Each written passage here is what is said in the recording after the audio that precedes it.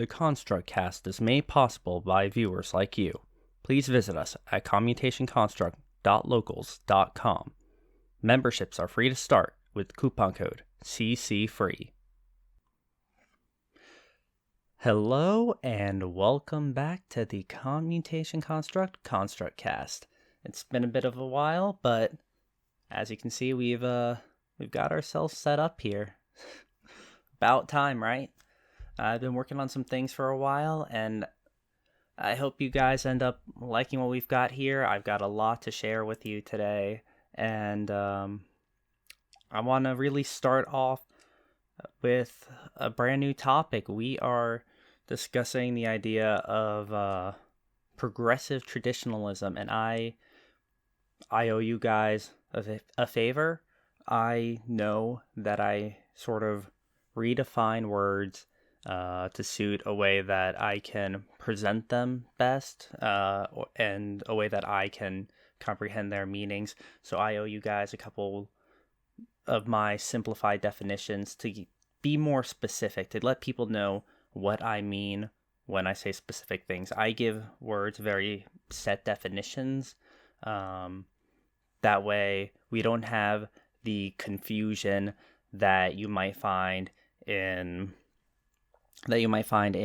a lot of the way people speak these days, especially politicians and the media.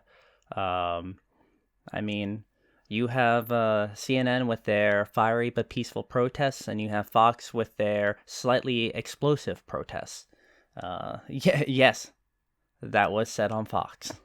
I like to bring that up because people always are just like, Fox is so much better than CNN. And I'm just like, no, they just repackage it a lot of the times. Anyhow, so I probably should start by letting you guys know what my definition is of progressivism. And this comes from me looking back at history recently. I've been trying to think like, hey, where did people always talk about the parties flipping? So where are times when this may have possibly happened? When are times when the parties kind of changed what they were, or there was a big like upheaval or something? Of course, people always talk about like, oh, civil rights movement, abortion becoming a big topic. And one thing that I noticed going back, and of course, we're not going back before the modern parties, so we're going back to within the past 150 years or so. We're going back from Civil War till now, and what I saw was Teddy Roosevelt. He is a fan favorite president of the United States, and I know that well. And he basically destroyed the Republican Party in many ways. So the interesting thing that I saw was Teddy Roosevelt, when he broke off to make the Bull Moose Party because he didn't like the way Taft was handling things. When he made that party was the Progressive Party. That's right.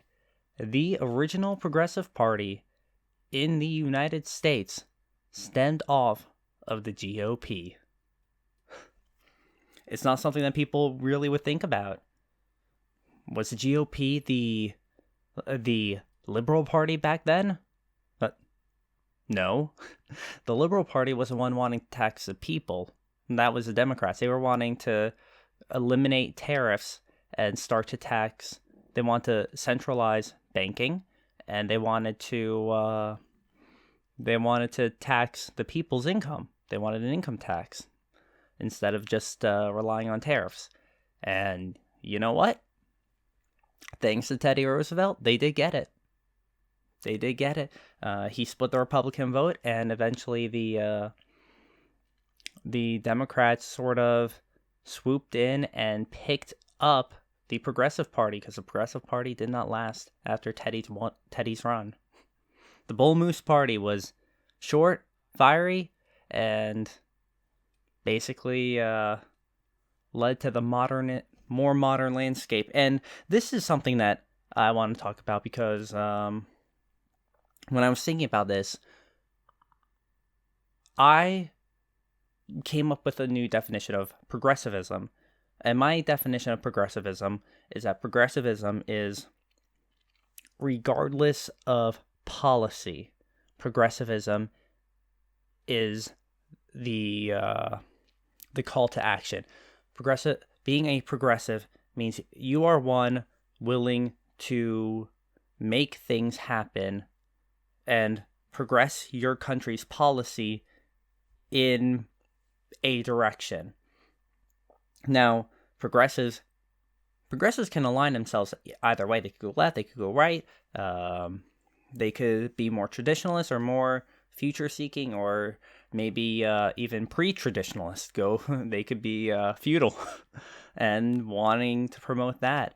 The reason I make that joke is because that's honestly what the left policies kind of remind me of these days. Something more akin to a monarch system. Monarch based off of hierarchies of oppression. But you when you take apart the word progressivism and you start to think, what if progressivism isn't what I had thought it was? What if it isn't just people on the left who go nuts? What if progressivism is the driving force behind the policy changes and the policy changes and what's the word I'm looking for? They're the driving force behind the policy changes and the motivation for getting things done. They're the ones who put the call to action out there. So this also involves me redefining what a conservative is, too, to an extent. Because if you look at the word conservative, it basically, if you want to look at it in its simplest form, conservatives conserve the status quo. They like to maintain things the way they are. The opposite of that is progressive. That is how I am aligning it. So you can have left conservatives, right conservatives. Left conservatives does sound like an oxymoron, but it's basically people who aren't movers and shakers.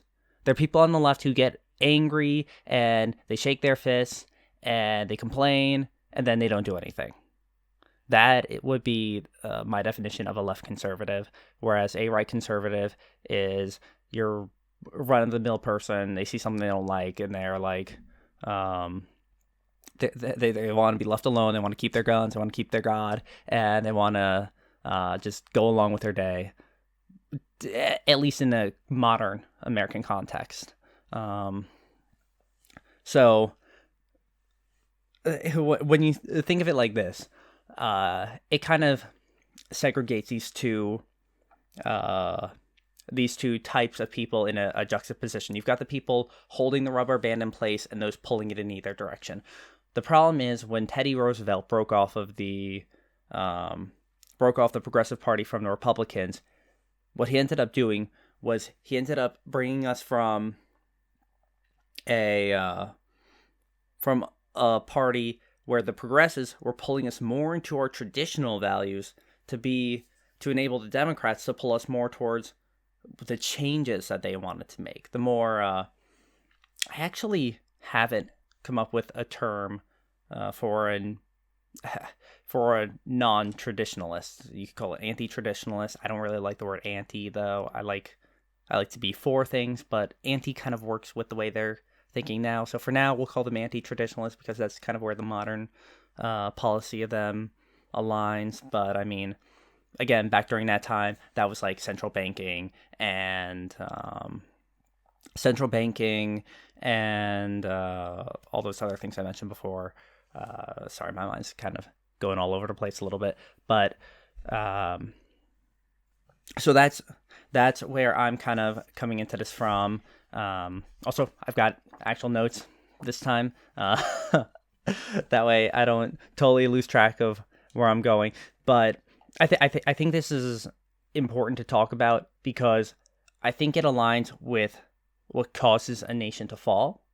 Um, the fall of empires. There are tons of pieces about this, and I'm actually in the middle of reading a big piece on that. I'm not gonna get into that now. I'm not gonna make this podcast a big uh, what what's about the fall of empires, but just know that is where this conversation is going to be going. I'm still doing more research on that end, but for now, I just want to introduce the ideas, the concepts. That's what we're doing here. So we've got the idea that progressives are basically the pullers, the movers, and the shakers, and the conservatives are the people who are like, no, stop like disrupting my daily life. And now, conservatives also, they may not mind it if it's being pulled in a way that they like. So they want to conserve the way things are, but if the way things are for them is they have freedom and the progressives are pulling things to make things more free, then the conservatives aren't going to fight against it. They're going to be like, oh, yay. So that goes for both traditionalist conservatives and I'm not going to call them liberal because the left isn't liberal. Liberalism is part of the tradition of the U.S. So calling the left liberal would be more oxymoronish than calling the left conservative, I think, in a way. At least certain members of it. So you've got the anti-traditionalists who are like, we don't like this. We want more regulation. We don't like that. We like the regulations that we have. We don't want them taking away the regulations. So then when progressives come in and they want to add in more regulations, then they're just like, oh, I feel more cozy in this. It's like you're stuffing the pillow more. The conservatives are happy with their pillow, but they're going to be more happy if their pillow is stuffed more. It gets softer and more fluffy. That's going to be the metaphor we're going for with this. Anyhow, so then we have traditionalists, and in the American sense, the traditionalists are going to be more classical liberals because that's basically what the U.S. was founded on. It was founded on the idea of liberalism being a promotion of freedom. All men are created equal, the pursuit of happiness, and life and liberty. So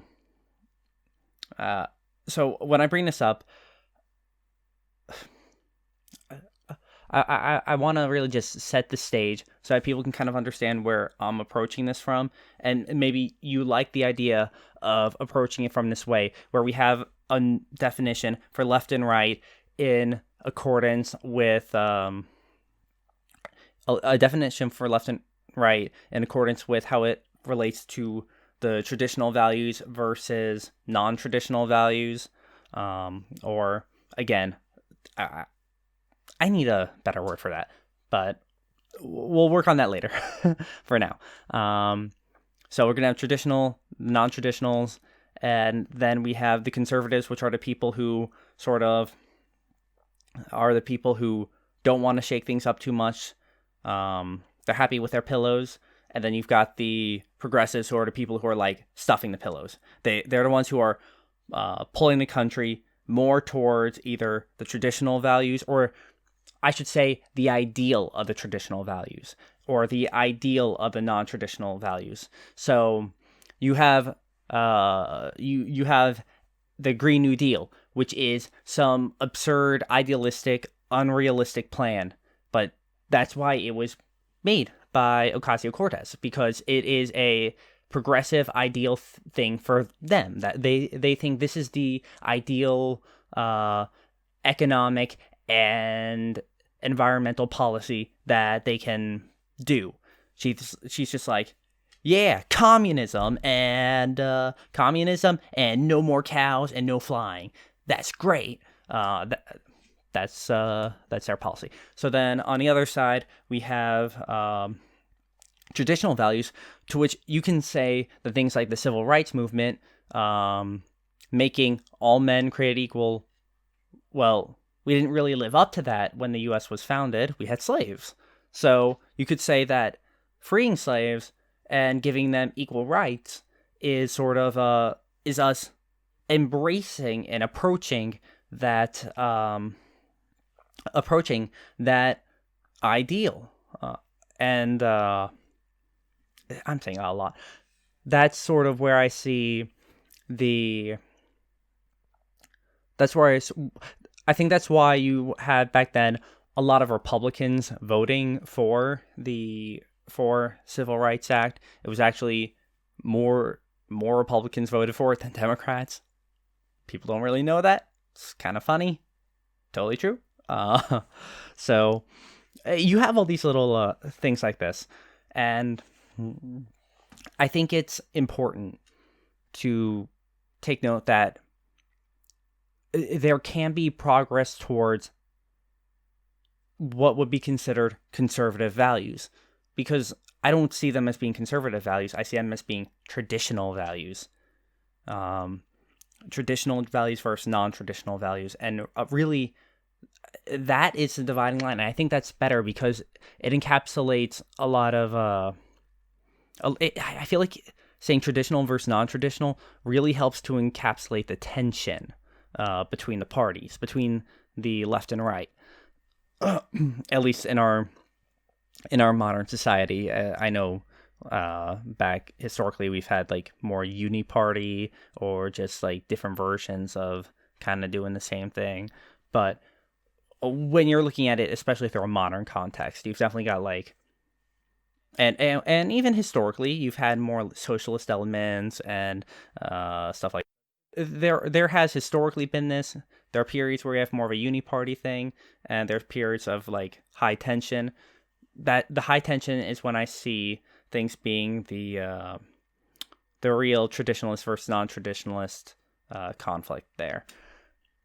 And this is I think this is necessary to bring up because I think progressive traditionalists are vital to a nation's longevity. So I'm not going to go into the fall of nations, but I want to go into the life of nations, sort of like what gives them their lifeblood a little bit.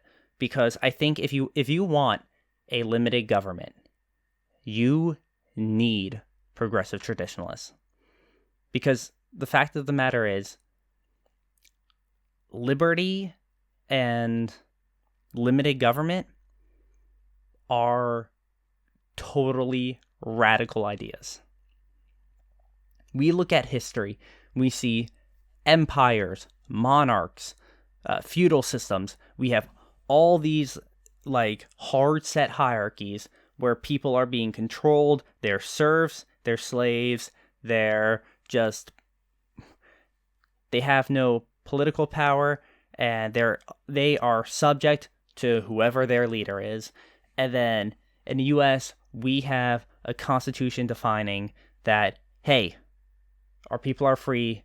Our government's power is limited.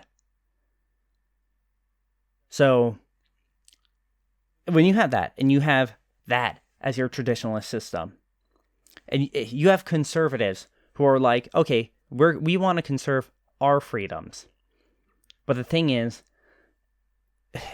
if you're just conservative, if they're regardless of which side, and remember, we're using my definition of conservative, people who want to maintain the status quo. There's always going to be a little give in any direction when you're maintaining the status quo. It's like pulling on a rubber band. It kind of like stretches along with you, and maybe eventually it'll like start to drag along. But for the most part, it just like stretches a little, and then maybe it'll like creep back to recenter itself. So it just kind of like, oh, I can do visual things, but that's kind of silly. But the point is, so we've got this system where a very radical idea is the foundation of our country. And it is important for us to maintain and foster that idea more and more. If you're not fostering limited government, if you're not promoting it, if you're not progressing more towards it, or at least progressing against any counterpoles, then that's where you start to face, well, that's where you start to face the encroachment of government power. And I think there are questions that the progressive traditionalist answers that are necessary to our longevity.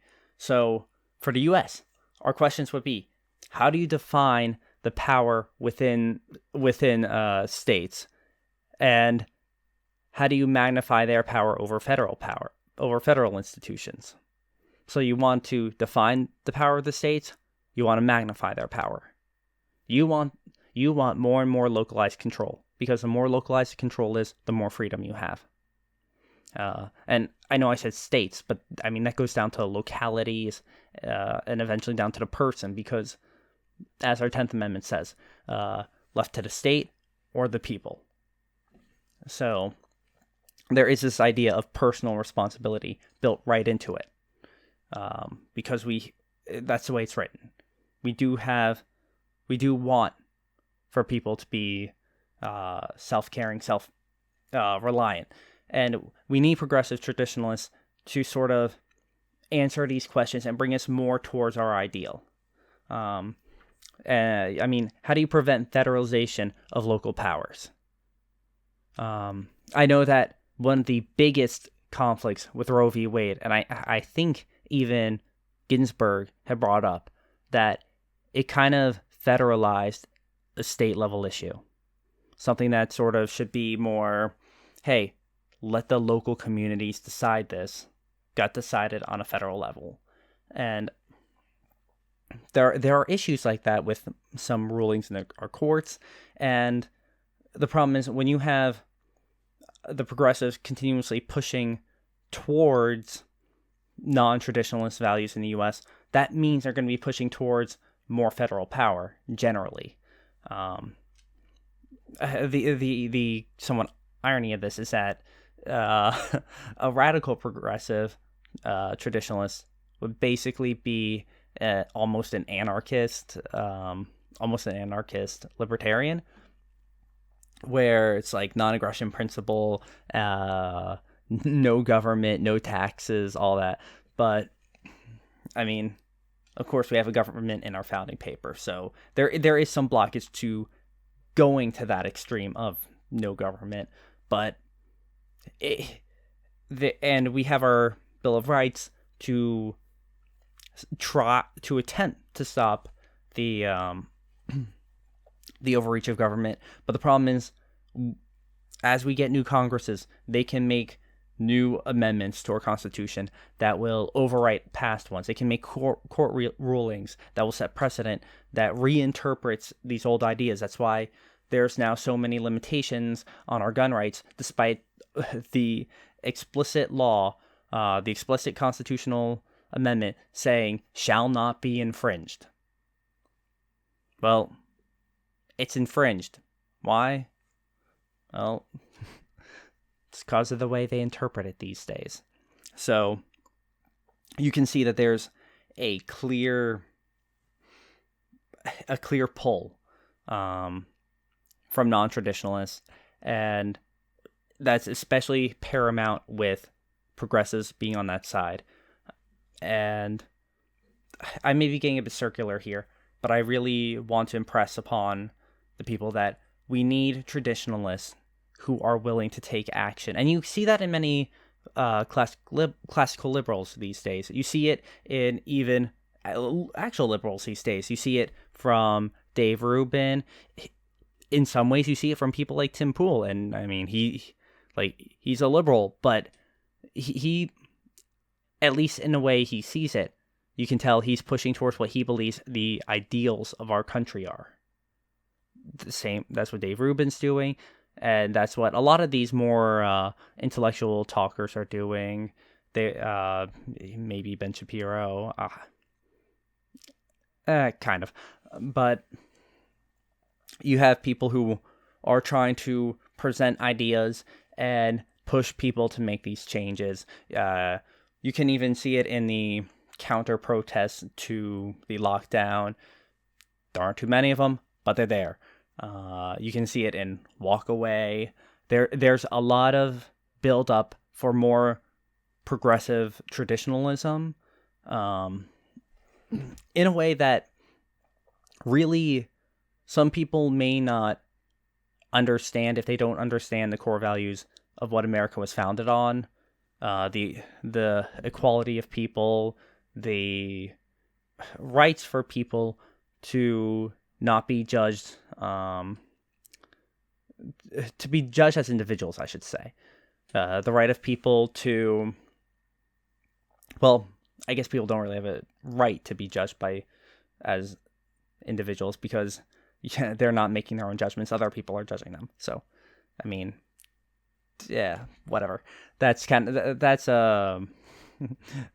just a whole technicality thing. But people have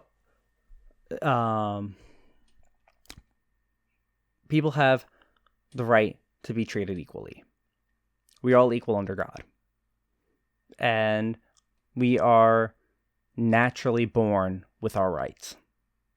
The government cannot give us rights. The government can take rights, and the government can defend rights. By the U.S. standard, progressive traditionalists push our government to defend our rights. Non-traditionalists tend to take them away. Or they make non-rights rights, quote-unquote rights. So that would be things like healthcare and food stamps, all these other social programs. Those aren't rights; those are a benefit. But these non-traditionalists like to call them rights. Again, I think that's a misuse of terms.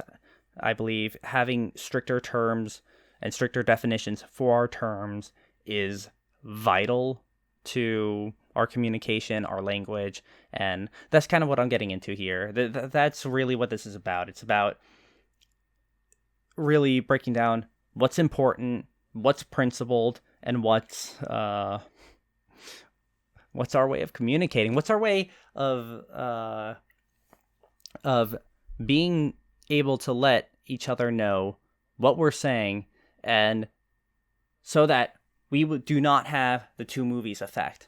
I know Scott Adams talks about this all the time, where you have a liberal and a conservative. They go and they watch a movie and they come out and they have two completely different opinions of what happened.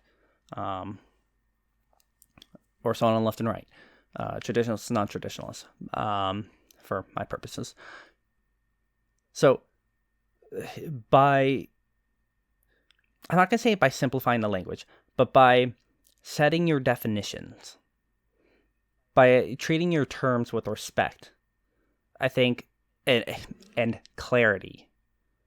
I think that is the most vital part of communication. I think that is vital to understanding how we get through all this, and I think it's vital. I think it's vital for really sending that message of what we need right now, because in my view, we need more progressive traditionalists, and that is what I strive to be: someone who pushes America towards and pushes citizens towards believing in the ideal foundational values that America was, well, founded on. Excuse me. But yeah, so anyhow, how long have I been talking? I think it's been a little while. I don't know, but it's about a half hour. Should be close enough to that. And I think this will do for part 1. Well, it is good to be back. It's nice to see you guys. It's nice to let you guys be able to see me for once. Anyhow, this has been James Darien with the Construct Cast. I've had a great time talking to you guys today, and look forward to more content coming soon. I mean, I am setting this as my number 1 priority now. I've been kicking the ball down the road. I've been working on a bunch of stuff, and I've been trying to get myself set up to do this. But you know what? Going for the Hail Mary, and I am gonna give you guys my all. So I hope you like what we've got. We've got some new content coming. If you're watching on YouTube, be sure to like and subscribe, and leave that comment below. Even if you're on Locals, please leave that comment below. Remember, commutationconstruct.locals.com. That is where you can find me. And yeah, we'll continue this next time. All right, guys. That's it for me. See ya.